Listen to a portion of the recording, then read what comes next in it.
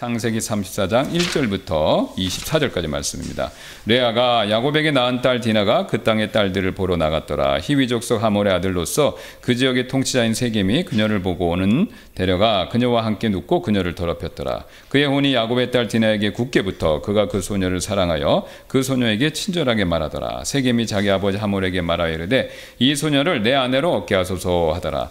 야곱은 그가 자기 딸 디나를 더럽혔다는 것을 들었더라. 이제 그의 아들들은 들판에서 그의 가축들과 함께 있었더니 야곱은 그들이 돌아올 때까지 잠잠하였더라. 세겜의 아버지 하몰과 하몰이 야곱과 함께 대하려고 그에게 왔더라. 또 야곱의 아들들이 그것을 듣고 들에서 돌아왔더라. 그 사람들이 비통해하고 심히 노하였으니 이는 세겜이 야곱의 딸과 함께 누워 이스라엘 중에서 어리석은 일 곧 해서는 안 될 일을 행하였기 때문이더라.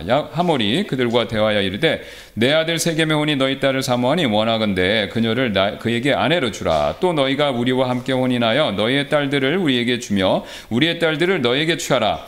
너희가 우리와 함께 거하되 땅이 너희 앞에 있으니 그 안에서 너희가 거하고 매매하며 또 그 안에서 소유를 얻으라 하더라. 세겜도 그녀의 아버지와 오라비들에게 이르되 내가 너희 눈에서 은혜를 입도록 하라. 그리하면 너희가 내게 말한 것을 내가 주리라.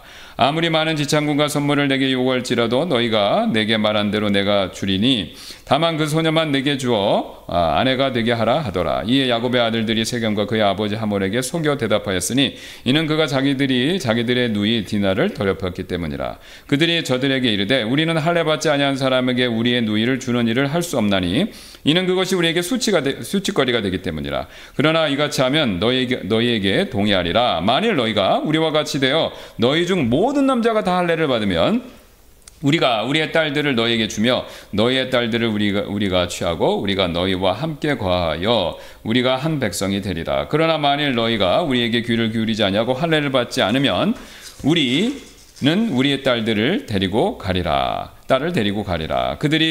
그들의 말이 하몰의 아들 세겜을 기쁘게 하더라. 그 청년이 그 일을 행하기를 지체하지 않았으니 이는 그가 야곱의 딸을 기뻐하였기 때문이며 그는 자기 아버지의 온 집보다 더욱 존귀하였더라. 하몰과 그의 아들 세겜이 그들의 도시의 문에 이르러 그들의 도시 사람들과 대화하여 이르되 이 사람들이 우리와 평화롭게 지낼 수 있도록 그러므로 그들이 이 땅에 거하며 그 안에서 매매하게 하자. 보라, 이 땅이 그들에게 충분히 넓으니 우리가 그들의 딸들을 아내로 취하고 우리의 딸들도 그들에게 주자. 다만 우리 가운데 모든 남자가 그들이 할례를 받는 것 같이 할례를 받으면 그 사람들이 우리에게 동의하여 우리와 함께 거하며 한 백성이 되리라.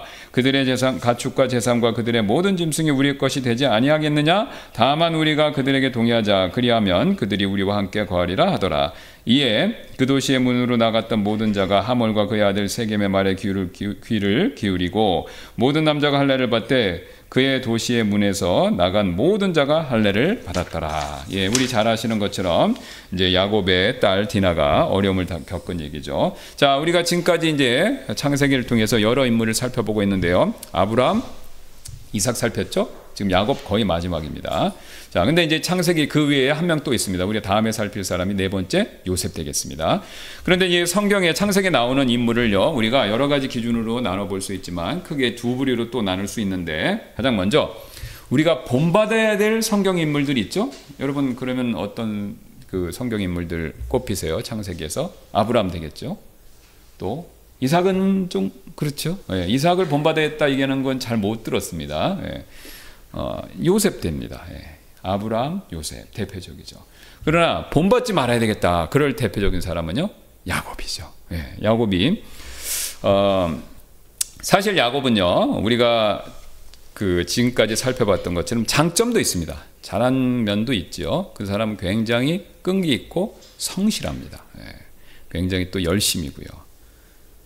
근데 지금까지 살펴봤던 내용을 보면 그거에 반해서 굉장히 자기중심적이고 자기 계획에 앞서고 그 다음에 목표지향적이기 때문에 목표를 위해서는 수단과 방법을 가리지 않는 사람입니다. 아주 현대사회의 어떤 야망과 아니면은 어떤 목적을 위해서 수단과 방법을 안 가리는 비즈니스맨 뭐 이런 느낌을 받는 사람이죠. 그래서 우리가 사실 야곱의 경우는 본받지 말아야 된다 이런 케이스로 많이 불리죠. 실제로 성경에서는요, 하나님께서 이렇게 야곱의 실수하는 모습을 일부러 기록하게 하심으로써 우리 역시 그런 잘못을 범하지 않기를 원하십니다. 그래서 대표적으로 디모데후서 3장 16절 17절 보면요, 이렇게 말씀하시는데요. 모든 성경 기록은 하나님의 영감에 의해 주어진 것으로 교리와 그 다음에 책망과 바로잡음과. 그러니까 여러분 이 성경 말씀 보시다가요, 내가 찔리지 않으면요, 성경 제대로 읽으시는 거 아니에요. 성경을 제대로 배우고 내가 알고 있다는 대표적인 증거 중에 하나가 뭐냐면 책망을 받으셔야 돼요. 그 다음에 그 결과 바로잡음이 있어야 되는 거죠. 그래서 바로잡음과 의로 교육하기에 유익하니 이것은 하나님의 사람이 왜 그렇습니까? 하나님은 우리를 아프게 하셔갖고 그걸 즐기시기 때문에? 아니죠.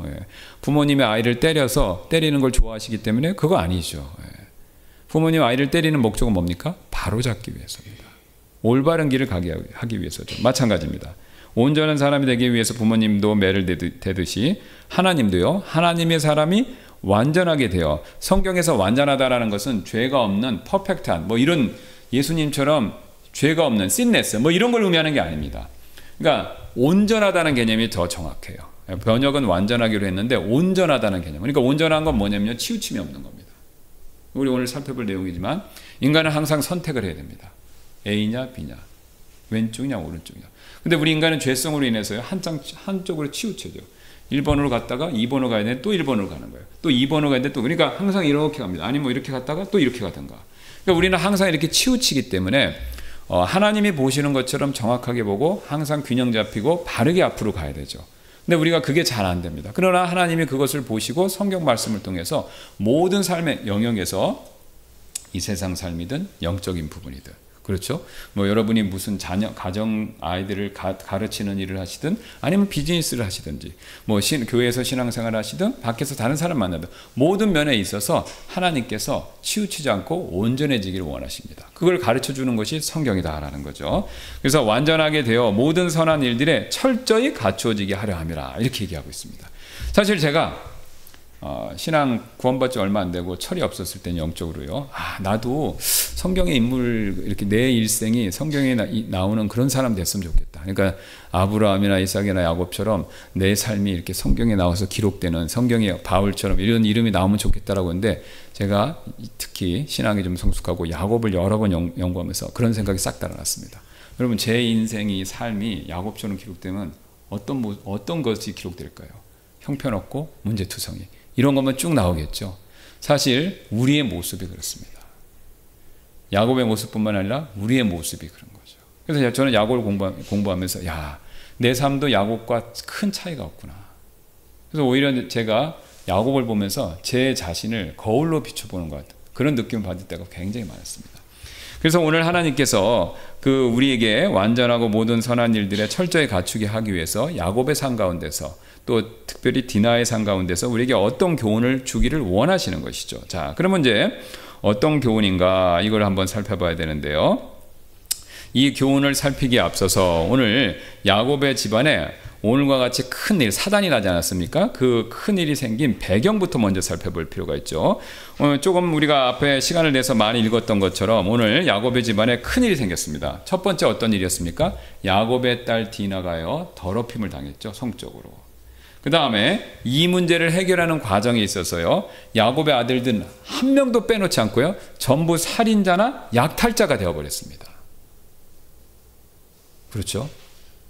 그리고 이것이 방아쇠가 돼서 가나안 족속을 자극함으로 인해서 야곱의 집안이 멸족할 위험에 처하게 됐어요. 그 뒤에 보시면 제가 한번 봐서 보시죠. 우리 창세기 32장에 지금 야곱이 굉장히 33장에 34장이죠. 지금 굉장히 두려워하는 모습이 나오는데요. 한번 가서 보겠습니다. 34장. 여기 보시면 자 30절입니다. 야곱이 시므온과 레위에게 이르되 너희가 나를 괴롭게 하여 나로 하여금 이 땅의 거주민들 곧 가나안 족속과 브리스 족속 가운데서 악취를 내게 하였도다. 나는 수가 적은즉 그들이 함께 모여 나를 대적하고 나를 죽이리니 그리하면 나와 내 집이 멸망하리라 하더라. 여러분, 지금 야곱이 어떻게 자기 집안을 이렇게 이끌었습니까? 정말 고생 많이 했죠. 산전수전 다 겪었죠. 지금 같은 자식을 낳는 일도 쉽지 않았고 이 재산을 불리는 일도 결코 만만치 않았던 일이죠. 게다가 돌아올 때 자신의 형 에서하고 자기를 위해서 칼을 갈았던 에서 형하고 정말 어렵게 화해했잖아요. 그리고 지금 세겜 땅에 와서 이제 좀 정착하고 살만하는데 이 사건이 터지면서 자기 자식들이 또 사고를 친 겁니다. 대형 사고를 쳤어요. 그래서 가나안 족속이 자기를 칠 그런 명분이 생긴 거죠. 가나안 족속들은요 사실 그 야곱, 아브라함, 이삭, 야곱을 항상 호시탐탐 노렸습니다. 첫 번째, 영적으로는 사탄의 사주를 받았기 때문에. 두 번째, 육신적으로는 하나님이 복을 주시니까요. 이 나그네가 와서 계속 거부가 되는 거예요. 그러면 시기심이 생기죠. 그러면 단순히 그냥 마음에서 시기심의 문제만 아니었습니다. 왜냐면요. 거기 사는 사람들은요. 목축을 해요. 목축을 하려면 초지가 중요해요. 물과 초지가 중요해요. 그러면 자기들도 목초지와 물이 부족하는 판에 외부에서 나그네로 아브라함이 와서 그 사람들이 자자손손 계속 번성하는 거예요. 가축이 늘고 양떼가 늘고 사람이 느는 겁니다. 그러면 그 상대적으로 어떻게 됩니까? 자신들이 가져야 될 이용해야 될 목초지와 물이 부족하는 거죠. 그러니까 아브라함 시대에 보면요. 계속 우물 문제를 갖고 싸웁니다. 다퉈요. 그래서 얼마나 이 사람들이 못되게 그러냐면 그 아브라함이 하나님이 지혜를 주셔서 우물을 잘 파서 우물들이 잘 나오는데 그걸 막 메꾸는 게 여러 번 나옵니다. 그러니까 그만큼 아브라함의 후손들, 가족들은요, 가나안 사람들에게 가시 같은 존재였어요. 그런데 어떻습니까? 이번에 빌미가 딱 생긴 거죠. 일명 속된 말로 딱 걸린 겁니다. 그러니까 야곱이 그걸 갖고 굉장히 두려워하고 있는 거죠.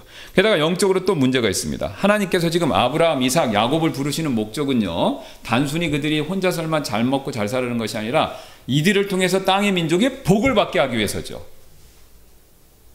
그렇죠? 예. 땅에 복을 주시기 위해서요. 그런데 이 사람들은 복을 주기는커녕 어떻게 했습니까? 다른 사람을 죽여버렸죠. 예. 그러니까 하나님께 절대 영광이 안 됩니다. 자, 그렇다면 왜 이렇게 큰 문제가 생겼을까요? 근본적인 원인은 무엇인가? 1절로 다시 한번 가서 보겠습니다. 1절, 레아가 야곱에게 낳은 딸 디나가 그 땅에 딸들을 보러 나갔더라. 이게 오늘 문제의 시작점이었습니다. 바로 디나가 세겜 도시의 딸들을 보러 갔다가 이 봉변, 이 문제가 시작된 거죠. 자, 세겜은요, 아시는 대로 가나안 땅의 이교도 도시입니다. 그러니까 성경은요, 창세기를 보시면요, 도시는 항상 부정적이에요. 현대사회에서 도시는 편리하고 좋은 곳이지만 성경에서 도시는 항상 부정적입니다. 특히 가나안의 도시들은요. 왜냐하면 그곳에서 상업도 수공업 발전한 것도 있지만 타락을 많이 했기 때문에 아무래도 모여 살면서 여러 가지 문제가 있겠죠. 그래서 성경에서 가나안 땅의 도시, 이교도 도시들은 다 부정적입니다. 특히 이들은요, 하나님을 믿지 않고 여전히 우상을 섬기고 있는 이교도들이죠. 예. 그래서 이 야곱의 자손들, 아브라함의 후손인 야곱의 자손들이 가까이에서는 안 됐습니다. 왜냐면요, 결국 가까이에서요, 결혼을 통해 섞이면요, 야곱의 후손들, 야곱의 가족들은요, 없어집니다. 왜 그렇죠? 이쪽은 숫자가 많고 이쪽은 적은데 서로 결혼해서 섞이면 어떻게 됩니까? 이쪽이 흡수되는 거죠. 이건 역사를 통해서 다 입증된 겁니다. 이런 얘기하면 좀 그런데 중국 사람들이 와서 우리나라에 엄청 와서 우리나라 사람들과 막 결혼하면요, 어떻게 될까요? 숫자가 많은 사람이 이기는 거죠. 예. 중국화 되는 거죠. 만주족, 청나라를 세우고 중국을 지배했던 만주족. 어떻게 됐습니까? 중국 사람 한족보다 숫자가 적으니까 비록 힘으로 중국을 지배했지만, 청나라 왕조를 세워서 200년 이상 지배했지만요, 결국 그 만주족이 어떻게 됐어요? 중국 사람들하고 섞여서 통혼하니까 지금 없어졌어요. 만주족은 존재하지 않습니다. 역사 책에만 나와 있지 존재하지 않는 사람들이 된 거예요.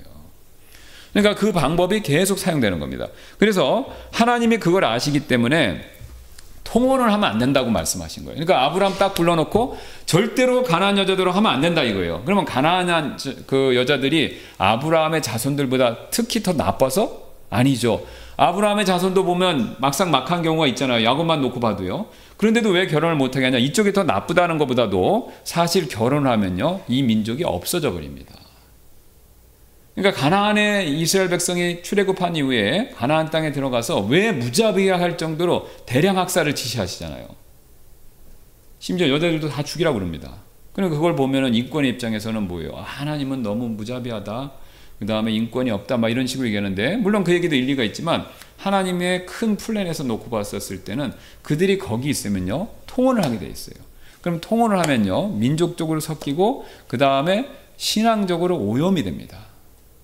솔로몬 보세요. 권력을 가졌지만 이방 여자들을 아내로 너무 많이 맞이하니까 그 지혜로운 솔로몬도 신앙이 퇴색돼 버렸죠.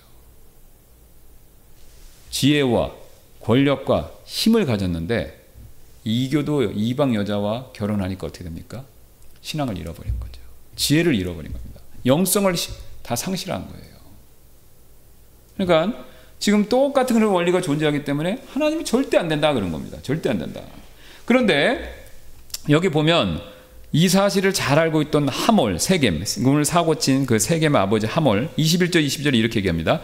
딸을 서로에게 주어 한 백성이 되게 하자.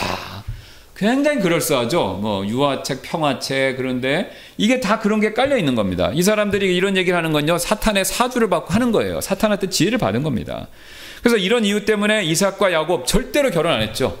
그죠? 예. 이삭과 야곱은 절대로 안 했어요. 일부러 그 가나안에 가서 친족들하고 한 거 아닙니까? 가나안 여자를 피하려고. 게다가 이 도시는요, 도덕적으로 타락한 모습을 보여주고 있는데, 자 보세요. 이 세겜, 이 도시의 지도자예요. 하몰의 아들인데, 이 도시의 지도자인데, 여러분 지도자가요, 그 처자를, 남의 집 처자를 그냥 허락도 안 받고 더럽힌 겁니다. 그리고 나서 뭐예요? 결혼하자. 이거 악당 아닙니까? 그리고 지금까지 보면 사라가 2번 뺏겼어요. 파라오나 아비멜렉. 근데 파라오나 아비멜렉은 왕이고 통치자니까 똑같은 통치자인데 뭘 뺏어가자마자 더럽히거나 그러지 않았어요. 그렇죠? 오히려 절차를 밟아서 결혼을 하려고 그러다가 하나님이 간섭하셔서 그걸 다 막았습니다. 그런데 이 세겜은요, 그런 거 없어요. 그냥 자신의 육신의 욕구에 따라서 먼저 더럽힌 겁니다. 그리고 와서 뭐라고 그러죠? 돈 줄 테니까, 지참금 원하는 데 줄 테니까 아내를 달라. 그것도 딱 볼모로 잡아놓고. 이렇게 도시의 지도자다라고 하는 사람이 이런 행동을 하는 것을 보면 이 도시 역시 타락한 도시다. 예, 여러분 보세요. 지도자가 이 정도면 그 밑에 있는 사람은 어떻겠습니까? 그러니까 그 도시 역시 타락한 도시다라는 것을 우리가 추정할 수가 있죠. 자, 앞에서 얘기했던 것처럼 이 가나안의 도시들은 하나님 모셨을 때 깨끗한 도시가 없기 때문에 분명히 이 세겜도 소돔처럼 성적으로 타락한 모습을 보여주고 있죠. 그러니까 결국 이 세겜이라는 것도 하나님이 금지하시는 세상의 모습을 그대로 담고 있는 도시다라는 거죠. 자, 그런데 문제는요, 야곱이 이걸 조심 안 했습니다. 여러분 이거 보면서 데자뷰가 떠오르죠? 누구요? 롯하고 굉장히 비슷합니다.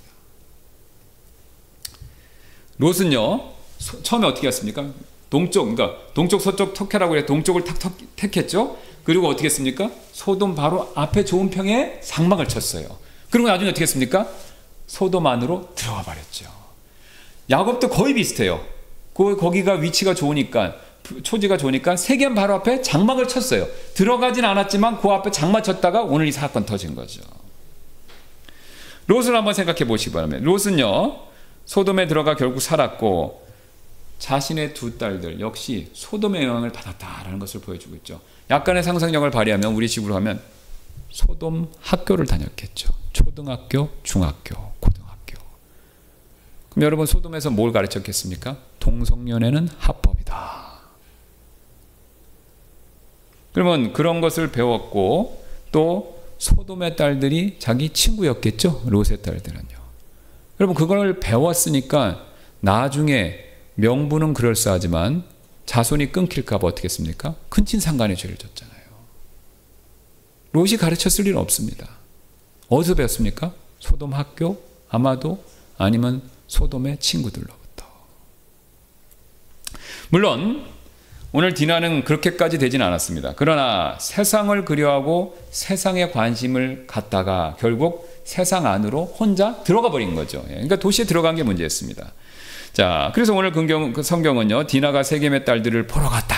딱 이렇게 말씀하시죠.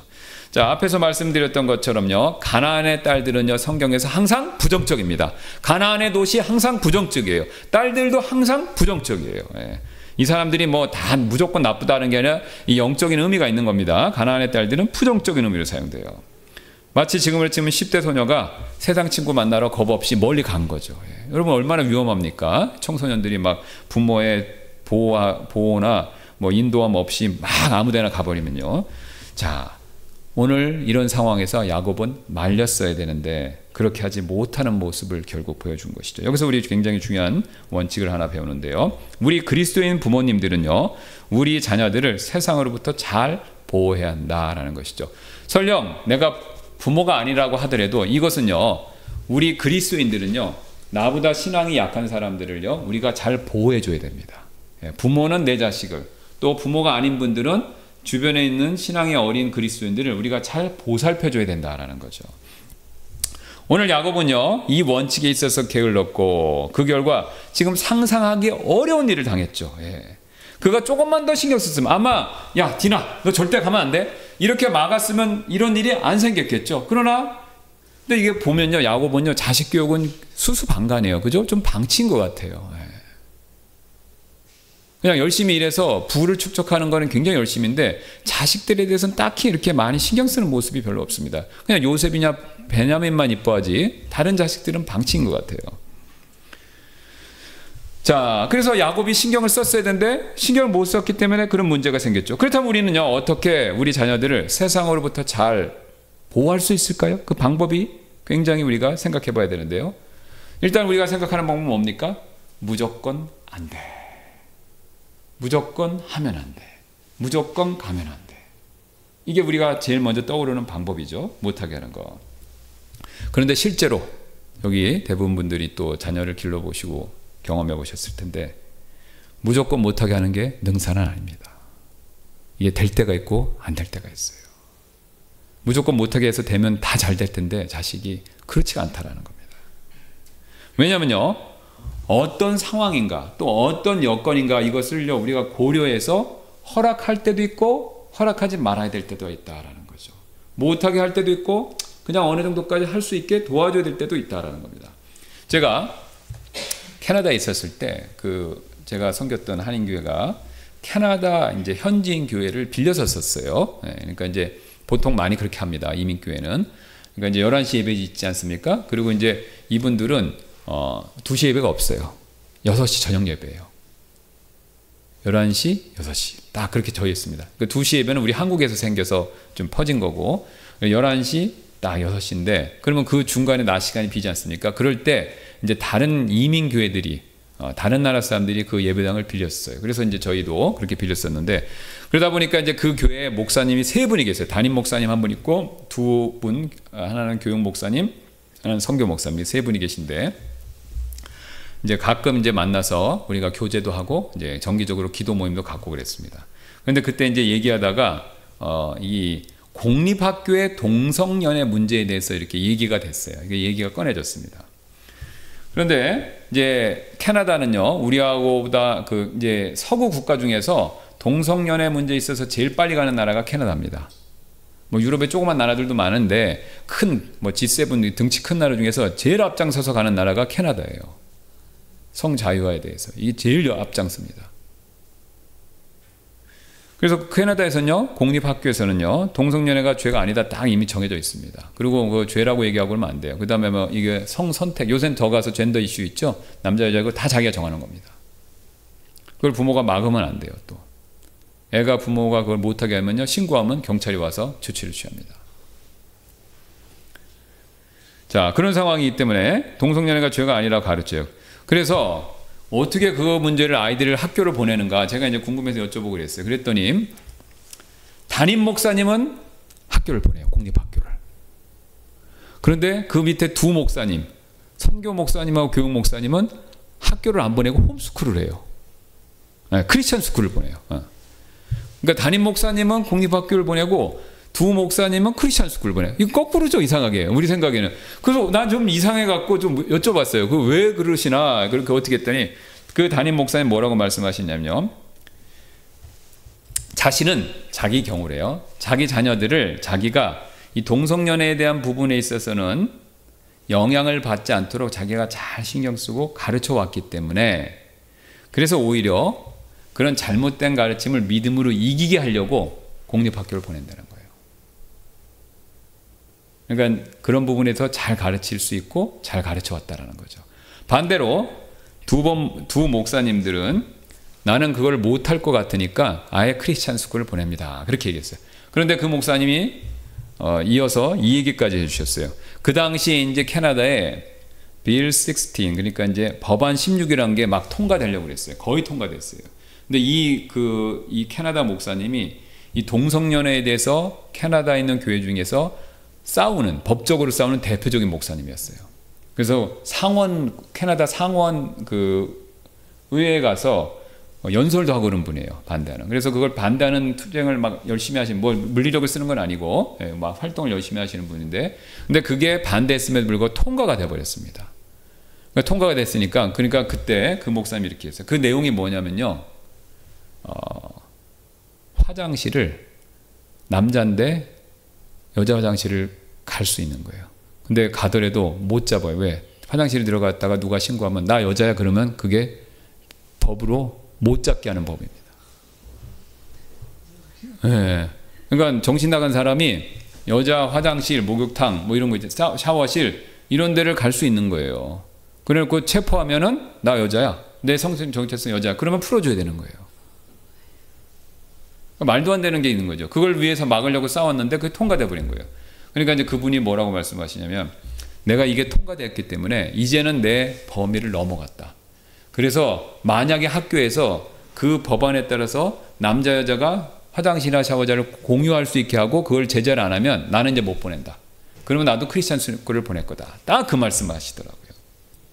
여러분 어떻습니까? 똑같은 상황이지만 방법은 서로 달랐죠? 예, 왜냐하면요. 각자 상황 또 각자의 믿음 상태가 다르기 때문에 그렇습니다. 그래서 한 사람은 감당할 수 없기 때문에 크리스찬을 보냈고 한 사람은요. 감당할 수 있으니까 더 나빠지기 전까지는 공립학교를 그대로 보낸 거예요. 그럼 여러분 두 분 중에 양쪽 목사님 가운데 누가 맞을까요? 둘 다 맞는 거죠. 왜요? 성경의 이 원리를 이미 말씀해 주고 있습니다. 어떤 문제죠?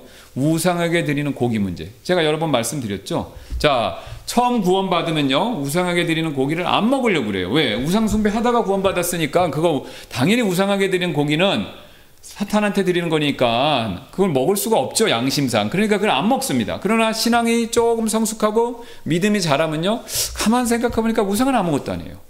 그리고 그 고기는 우상이 만든 게 아니에요. 누가 만드셨습니까? 하나님 만드신 거죠. 만물의 해아래 하나님이 창조하시지 않은 것이 없는 거잖아요. 그 사실을 깨달은 거예요. 우상은 아무것도 아니요. 오히려 그 고기는 하나님이 주신 선물이다. 그러니까 어떻습니까? 믿음이 담대해져서 먹을 수가 있는 거예요. 그러니까 믿음이 약할 때는 안 먹습니다. 믿음이 담대해지면 먹어요. 근데 거기서 멈추면 안 되죠. 왜? 둘이 싸울 수가 있어요. 그러니까 둘이 싸웠을 때 진정으로 믿음이 성숙한 사람은 어떤 사람입니까? 믿음이 적은 자를 위해서 그것을 먹을 수 있지만 안 먹어주는 사람이죠. 안 먹는다, 그러니까 안 먹는다, 먹는다, 안 먹는다로 가는 거예요. 이 앞에 두 사람은요, 자기 신앙 때문에 안 먹고 자기 신앙 때문에 먹는 거예요. 그 다음에 요 세 번째 단계는 누구죠? 바울과 같은 단계다. 이 사람은 하나님에 대한 믿음은 나는 상관없고 이 사람을 위해서, 믿음이 적은 사람이 실족하지 않기 위해서 일부러 안 먹는다 이거죠. 제가 예를 들어서 쉬운 예로 술빵을 좋아해요. 술빵을 좋아하는데 이게 술빵을 먹다가 어떤 각구원 받은 분이, 이건 완전히 상상해서 말하는 겁니다. 그런 분은 없을 텐데 막걸리로는 술빵이니까 목사님 술 드시네? 그러면은 제가 술빵을 좋아해도 안 먹어야 되는 거예요. 그죠? 더 실질적인 예, 스테이크 있는데 와인을 부어서 스테이크를 막 하잖아요. 그죠? 오, 목사님이 와인 드시네? 이러면 저는 어떻게 해야 돼요? 먹지 말아야 되는 거죠. 아무리 비싼 그 스테이크라고 해도 그분이 그거 갖고 실족할 수 있으니까 어떻습니까? 안 먹어야 되는 겁니다. 물론 제 개인적으로는요, 제가 그 와인을 취하려고 마시는 게 아니잖아요. 그냥 음식으로서, 그리고 아시는 것처럼 술빵이든지 뭐 스테이크에 붙든지 이걸 넣으면요, 알코올은 금방 증발합니다. 그죠? 술 기운은 하나도 없어요, 사실. 그냥 향만 남는 거죠. 예. 그러니까 술 취하는 거는 전혀 상관없어요. 그러나 술이 들어갔다는 것만으로 민감하게 생각할 수가 있는 거죠. 그래서 그런 원리를 놓고 보면요, 안 먹을 수도 있고, 먹을 수도 있고, 또 안 먹을 수도 있는 겁니다. 그러니까 상황에 따라 틀리다는 거예요. 믿음의 정도에 따라 틀리다는 거예요. 그러니까 이거를 우리가 잘 잘 따지셔야 됩니다. 그러려면 뭐가 필요합니까? 지혜가 필요하죠. 사실 우리 한국분은요, 저를 포함해서 이 지혜 부분에 있어서 굉장히 약합니다. 오늘 본문에 고린도전서 10장 2절 이런 말씀입니다. 다 하시는 말씀인데, 모든 것이 내게 적법하나 모든 것이 적절한 것은 아니며 모든 것이 내게 적법하나 모든 것이 세워주는 것은 아니니라. 바울이 음식 갖고 하는 얘기입니다. 적법해요. 그러나 적절한 것은 아니라는 거죠. 적법해요. 그러나 모든 것이 세워주는 건 아니라는 거죠. 그러면 어디가 적절하고 어디가 세워주는 거냐? 이건 상황마다 다 틀리다는 거예요. 그럼 그때 어떻게 됩니까? 그때 기도하셔야 돼요. 뭘 구해야 돼요? 지혜를 구해야 됩니다. 그래서 오늘 제가 거기 넣었던 그 말씀 보죠. 거기 보세요. 야고보서. 너희 중에 누가 지혜가 부족하면 모든 사람에게 너그러이 주시고 꾸짖지 아니하시는 하나님께 구하라. 그리하면 그것을 너에게 주시리라. 그에게 주시리라. 여기 굉장히 재밌습니다. 지혜가 부족하면 모든 사람에게 너그러이 주시고 꾸짖지 아니하시는 하나님께 구하라.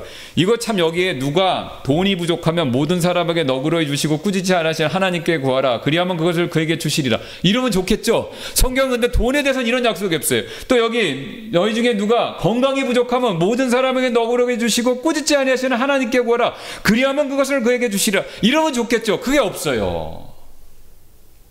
유독 지혜만 이 얘기가 있어요. 성경을. 우리가 필요로 하는 것들, 원하는 것들, 사실 육신과 관계된 것들은요, 하나님이 너그러 꾸짖지 않고 너그러 주신다는 얘기는 없지만 지혜에 대해서만 그래요. 그럼 왜 하나님이 지혜는 꾸짖지 않고 너그러 주시냐면요, 이 세상 살아가면서 우리에게 굉장히 지혜가 필요하기 때문에 그렇습니다. 어떤 부분에서요? 수학 문제 잘 풀고 영어 많이 하고 시험에 100점 맞으려고요? 그런 내용의 지혜가 아니죠. 바로 어떤 상황에서 해야 될지 말아야 될지, 내 믿음 상태에서 어떤 것이 적절하고 어떤 것이 세워지는 건지 이걸 구별하는 능력이 필요합니다. 여러분, 안타깝게도요, 제가 겪어보니까 우리 한국 분들은 이게 너무 약해요. 왜 그러냐면요, 자, 이런 말씀드리면 죄송한데 교직에 계신 분들도 계셨는데, 우리는 너무 획일화된 교육을 받은 거예요. 문제 사지선다. 그러니까 주관식 교육이 아니라 객관식의 암기잖아요. 그러니까 지식의 양을 총체적으로 쌓는 거에만 고도로 훈련된 사람들이에요. 그러니까 우리 교육의 항상 약점이 뭡니까? 창의적으로 생각을 못 한다는 거예요. 주관식이 약하다는 거잖아. 상황 판단이 안 된다는 거죠. 그냥 정해진 길을 열심히 가는 거, 시키는 걸 잘하는 거, 이건 뛰어나요. 그러니까 70년 만에 이만큼 올라왔죠. 그러나 지금부터는요, 그게 안 됩니다. 지혜가 필요한 거예요. 상황에 맞춰서 어떻게 잘 분별해야 되는지. 근데 이런 교육을 우리가 우리 한국 교육 시스템과 문화에 있어서 충분히 받지 못했어요. 이건 제 얘기가 아니라 다 뭐든지 누구든지 얘기하지 않습니까? 그러니까 우리가 그런 교육을 받고 구원받았기 때문에 우리가 신앙생활도 그런 흔적이 여전히 너무 남아있는 거예요. 그러니까 항상 신앙생활하면요, 제가 이제 최근에도 받았는데, 목사님, 제가 굉장히 중요한 문제가 있습니다. A인가 B인지 모르겠어요. 그걸 좀 가르쳐 주세요. 그럼 제가 들어보면요, 저도 잘 몰라요. 왜? 이쪽으로 하든 저쪽으로 하든 너무 이게 심각한 거거든요. 특히 예를 들어 이 사람하고 결혼해야 돼요, 말아야 돼요? 그거 제가 어떻게 합니까? 이 사업 해야 돼요, 말아야 돼요? 직장 가야 돼요? 솔직히 잘 모르죠. 물론 감은 있어요. 이쪽일 것 같다, 저쪽일 것 같다. 그거 얘기는 해드릴 수 있어요. 근데 그건 제 감이지 않습니까? 그럼 제가 그거에 대해서 얘기를 해갖고 반대로 되면 실족하시잖아요. 그러니까 그건 제가 사실 딱히 뭐라고 이거다라고 자신있게 얘기는 못 해드려요. 그럼 어떻게 말씀을 드릴 수밖에 없냐면 오늘 딱 이겁니다. 어느 쪽이든지 지혜를 구하셔야 됩니다. 왜요? 제 믿음하고 우리 그 성도님하고 믿음 틀리잖아요. 제 믿음에서는 이분하고 결혼하면 안 돼요. 근데 이분은 그 믿음에서는 어쩔 수 없이 한다고 생각할 수 있는 거예요. 제 믿음에서는 이 사업을 하면 안 돼요. 그러나 그분 믿음에서는 그걸 하고 싶은 거예요. 그러니까 그거를 제가 정해주기가 매우 어렵습니다. 그러니까 본인이 그걸 결정하셔야 돼요. 근데 본인이 결정하려면, 하나님 뜻 따르려면 지혜를 받으셔야 됩니다. 그러니까 꾸짖지 않고 후회 주시는 분한테 엎드리시면 그때 하나님 지혜를 주시는 거예요. 그래서 올바른 판단과 선택과 결정을 하나님 내리실 수 있도록 이끌어 주신다는 거죠. 여러분 보세요. 지금까지 아브라함, 그 다음에 야곱도 마찬가지죠. 결정적인 삶의 위기 순간에 이 사람들이 실패한 게 뭡니까? 지혜를 안 구했어요. 가나안 땅에 와서 이집트로 내려가야 되는지 말아야 되는지 기근 생겼죠. 그때 지혜를 안 구했잖아요. 야곱이 자기가 장자권 갖는 거 맞는데 예언까지 받았는데 이거를 거짓말을 통해서 뺏어야 되는지 말아야 되는지 그 지혜를 못 구한 거예요. 그 지혜를 구해야 됩니다. 그러니까 우리는 무조건 못하게 하거나 하는 거에 너무 익숙합니다. 지혜 없이. 획일적으로 하는 걸 좋아하고 또 획일적으로 하면 안정감을 느끼게 돼 있어요, 원래. 그렇죠? 예. 결정장애가 힘듭니다, 사실. 그런데 그 획일적으로 한다는 건요, 그게 맞다는 전제하에 있는데 이 세상의 일은요, 살아보셔서 아시겠지만 저보다 연세가 있으신 분들이 더 많으시니까 모든 게 획일적으로 또 내 계산대로 내 계획대로 돌아가지가 않는다라는 거죠. 그래서 매 순간 매번 모든 문제에 있어서 지혜를 구해야 됩니다. 그 지혜가 있어야 된다는 거죠. 자, 오늘 말씀대로 야곱이 지혜를 구했다면요, 둘 중에 하나 방법을 해결했겠죠. 뭡니까? 내가 내 자식들을 잘 가르칠 수 있어. 세겜성 앞에 살지만 잘 가르칠 수 있어. 그러면요, 거기 살아도 되는 겁니다. 그런데 내가 보니까 나는 내 자식들을 잘 가르칠 수, 그러면 어떻게 됩니까? 세겜성 앞에서 아쉽지만 떠나있어야 되는 거죠. 근데 여기서 이런 지혜가 없었기 때문에 그냥 거기 살다가 자기 딸이 얼떨결에 글로 가면서 이런 대형 사고가 터진 거죠. 오늘 이 본문을 설명하던 어떤 미국 목사님이 다음과 같은 간증을 들려주신 적이 있어서 제가 한번 적어봤는데요. 이 목사님이 어렸을 때 이제 미국은 이제 이렇게 동네별로 이렇게 모여서 살고 이제 그런 게 있지 않습니까? 우리 같이 도시에 모여 사는 게 아니라 이렇게 사람들이 주택가가 이렇게 살고 이렇게 살죠. 근데 이제 자신이 어렸을 때 이제 한 동네에 본인 사촌하고 같이 살았대요. 그런데 같이 살다가 자기 아버지가 어느 날 갑자기 자기 때문에 급히 다른 동네로 이사를 가버렸다는 거예요. 자기 때문에. 왜 그러냐 그랬더니 자기랑 같이 살았던 그 사촌이 이 목사님한테 어렸을 때 너무 나쁜 영향을 줬기 때문에 자기 아버지가 결정을 하고 그냥 딴 데로 도망치듯이 이사를 가버렸다는 거예요. 근데 왜 이제 그런 일이 벌어졌냐면, 한 번은 이제 자기 사촌이 자기한테 와서 사람들이 차 타고 가다가 버린 담배꽁초 이거를 길에 떨어지는 거를 줍자 이렇게 제안을 했대요. 그래서 컵 있죠, 이런 컵에다가 1마일 정도면 한 1.7km인가 되죠. 예, 거기를 쭉 걸어가면서 담배 버린 꽁초 있죠, 이거를 한가득 모았대. 이 자기 하나, 그다음에 자기 사촌 형 하나, 그다음에 그걸 모아놓고 우리 생각에는 그거 이제 버리러 가나 보다, 착한 일 하는데 그걸 가놓고 둘이 집에 가져와 놓고 몰래 그 꽁초를 가끔 피웠답니다, 둘이. 그런데 그때 자기 나이가 5살이고 자기 사촌 형 8살이었대요. 이건 뭐 사실인 것 같아요. 그 목사님 간증이라고 얘기하니까. 그러다 이제 아버지한테 딱 걸린 거예요. 그래서 아버지한테 딱 걸려갖고 이제 아버지가 타일러고 좋게 말을 해서 자기도 혼나고 이제 자기 사촌 형도 좋게 얘기를 했는데, 근데 그 자기 사촌의 고집이 보통 생겨 말을 안 듣는다는 거예요. 그래서 그 아버지가 지혜를 구하고 결정을 내렸답니다. 얘하고 같이 있으면 우리 자식 망하겠다. 그래서 부득불 할 수 없이 짐 싸서 다른 동네로 이사를 가버렸다는 거예요. 근데 그 사촌은 결국 아버지 결정이 옳았다는 겁니다. 40살에 알코올 중독으로 죽었대요. 그래서 이 목사님이 하시는 얘기가, 내가 그 사촌하고 한 동네 계속 살았으면 나도 지금 어떻게 됐을지 모르겠다. 오히려 자신의 아버지가 믿음으로 감당할 수가 없어서, 그 자기 사촌을 믿음으로 감당할 수 없어서 떠난 것이, 그런 지혜로운 결정을 내는 것이 정말 감사다. 이런 얘기를 한 적이 있었습니다. 여러분, 우리도 마찬가지입니다. 자신의 믿음, 상황에 따라서요, 지혜로운 방법을 써서 우리 자녀들을 세상으로부터 보호할 필요가 있어요. 하게 하느냐 못하게 하느냐가 이슈가 아닙니다. 어떤 때 하게 하고 어떤 때 하지 말아야 하냐, 이거를 잘 구해야 돼요. 그거를 저한테 매번 물어오셔도 제가 제대로 답을 못 해줄 수밖에 없습니다. 왜요? 상황과 여건과 믿음이 다 틀리니까. 그러니까 여러분들이 저한테 조언을 구하는 거는 분명히 환영하고 하지만 제가 거기에 딱 답을 드리기가 어렵습니다. 그러니까 여러분들이 하나님 앞에서 엎드려서 지혜를 구하셔야 돼요. 그래야 그때그때 하나님이 위기를 넘길 수 있는 그런 생각들을 주시는 겁니다.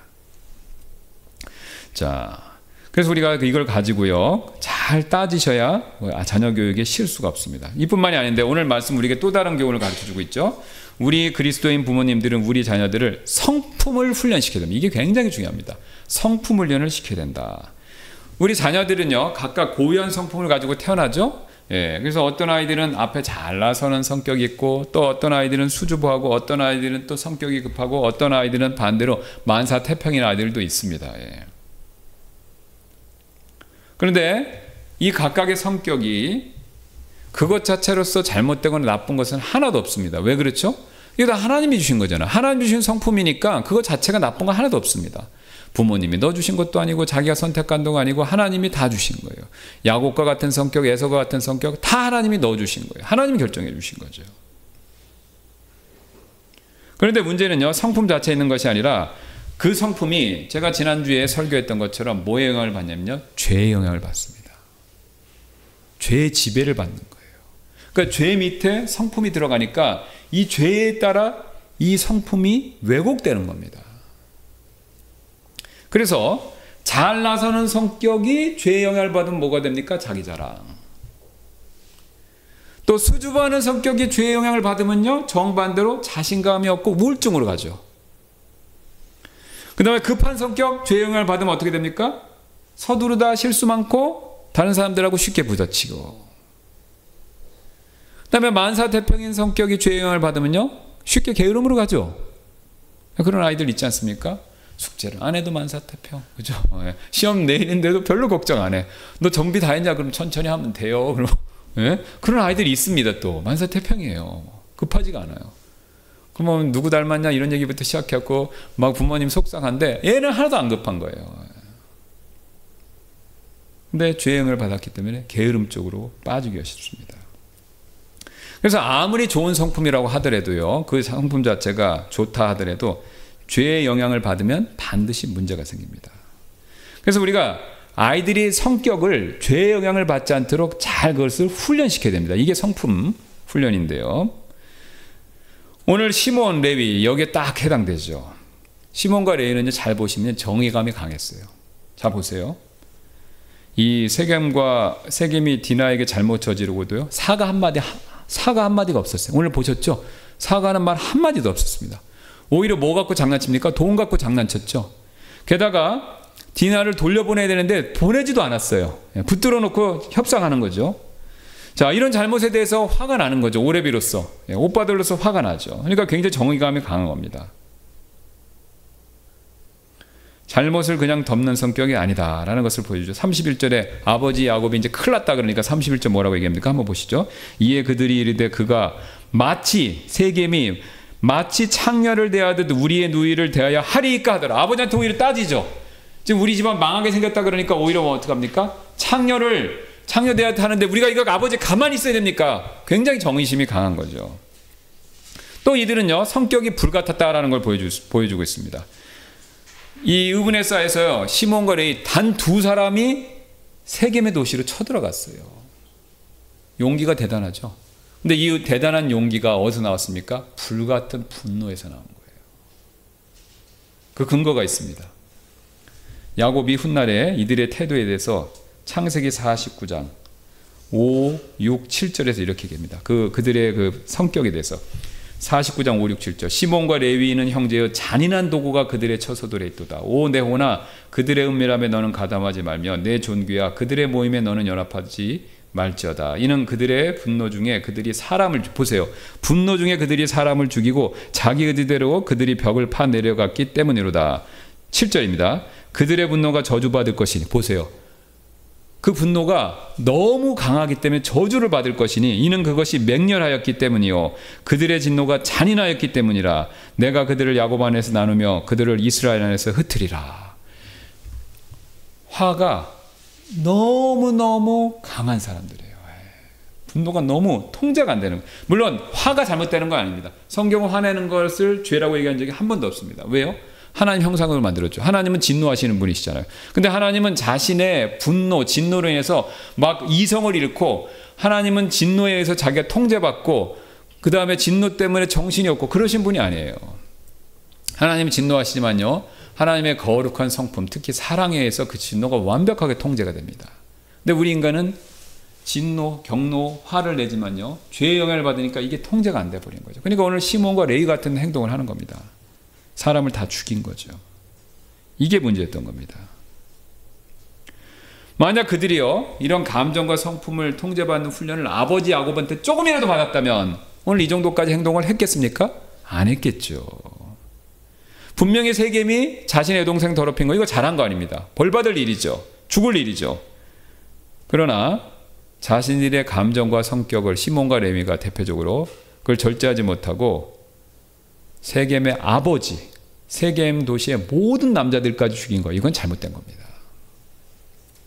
왜냐면요, 하나님께서는 우리가 용서하고 지난 시간에 살펴봤던 것처럼 화평을 원하시지, 내 감정을 못 이겨서 그걸 주체 못해서 복수하고 심지어는 죽이는 거, 이것까지 원하시지 않기 때문에 그렇죠.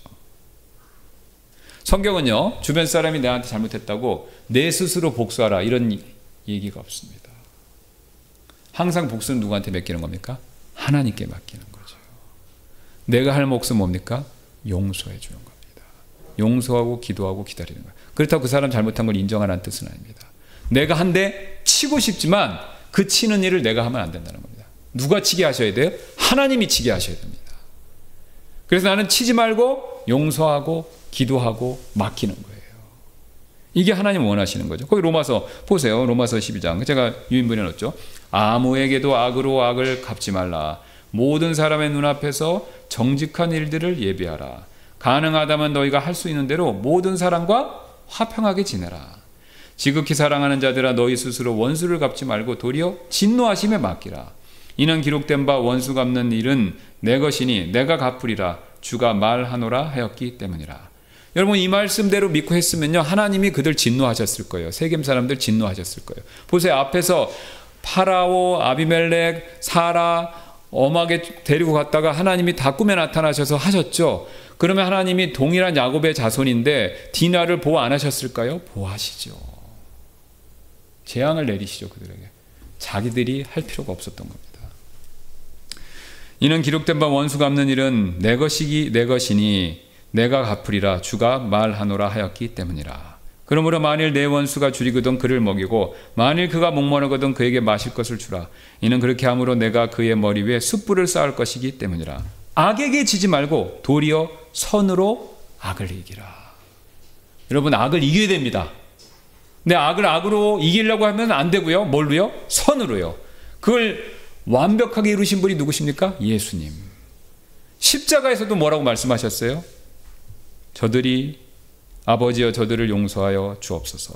이는 저들이 자기들이 하는 일을 알지 못하기 때문이니이다. 자기를 저주하고 죽이는 사람을, 그 사람들에 대해서 예수님은요, 악으로 갚으신 것이 아니라 선으로 갚으시고 악을 선으로 이기신 거죠. 여러분, 이거 굉장히 어려운 일입니다. 저 자신도 이걸 실천하기 할 때 굉장히 어렵고 도전이 되고 이게 될까라는 생각을 할 때가 많이 있습니다. 의심 많이 되죠. 근데 왜 제가 이게 하기 어려울까 곰곰이 생각해 보니까요, 이유가 있더라고요. 바로 뭐냐면요, 하나님이 모든 것을 하실 수 있는 분이시다. 이 믿음이 약해서 그렇습니다.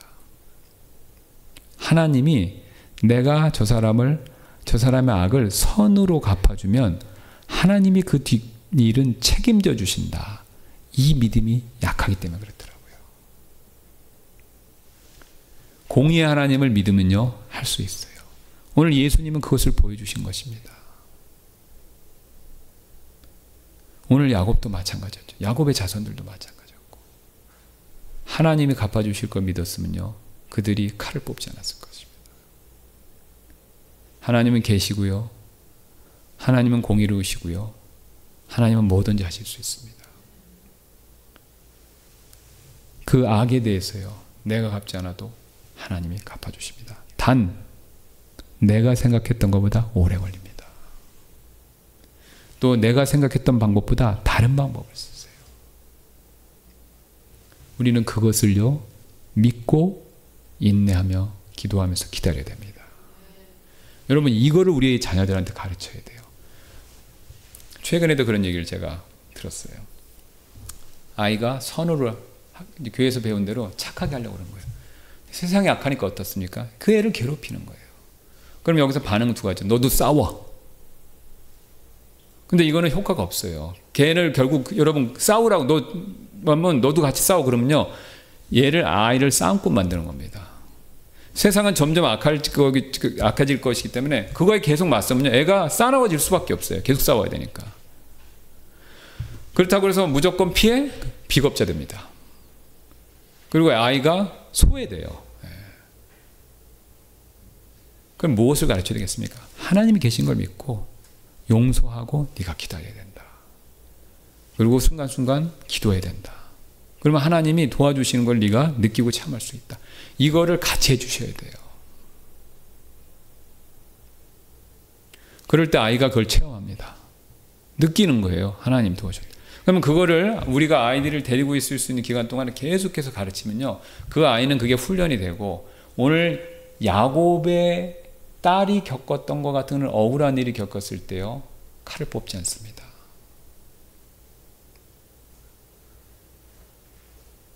예수님의 방법을 따르는 사람이 되는 거죠. 그거를 계속해서 꾸준히 가르치셔야 돼요. 그래야 아이가 신앙적으로 온전하게 강한 아이로 성장합니다. 여러분 강한 게 싸움 잘하는 게 강한 게 아니죠. 진짜 강한 사람은요. 요셉 같은 사람이었어요. 진짜 강한 사람은요. 예수님이었어요. 그렇죠? 세상이 예수님은 못 이기지 않았습니까? 예수님은 누구한테 때린 적이 없지만 세상이요. 예수님 못 이겼어요. 요셉도 당하기만 했지만요. 세상이 요셉을 못 이겼습니다. 왜 그렇습니까? 하나님이 계시기 때문에 그런 거예요. 그 뒤에 하나님이 함께 하시기 때문에 그렇습니다. 하나님은 자기의 성품과 자기의 일하시는 방법을 믿고 따르는 사람을 항상 함께 해주시고 항상 함께 도와주시고 역사하신다라는 겁니다. 우리 이걸 다 압니다. 저도 알고. 근데 이걸 체험을 해야 돼요. 매 순간 인생의 고비와 어려운 가운데 있었을 때. 야곱은 오늘 이 일에 있어서 열심을 내지 못했기 때문에 그런 일은 비극과 자신의 아들들의 실수로 인한 엄청난 결과에 직면했던 것이죠. 그런 면에 있어서 야곱의 이야기는요, 남의 얘기가 아닙니다. 우리의 이야기가 될 수 있다는 것이죠. 그러면 이 사실을 명심해서 오늘 하나님의 방법대로 지혜를 구해서 우리 자녀들과 또 주위의 믿음의 사람들을 잘 이렇게 돕는 저와 여러분들이 되시기를 주님의 이름으로 소원합니다. 우리 잠깐 기도하고 마치겠습니다.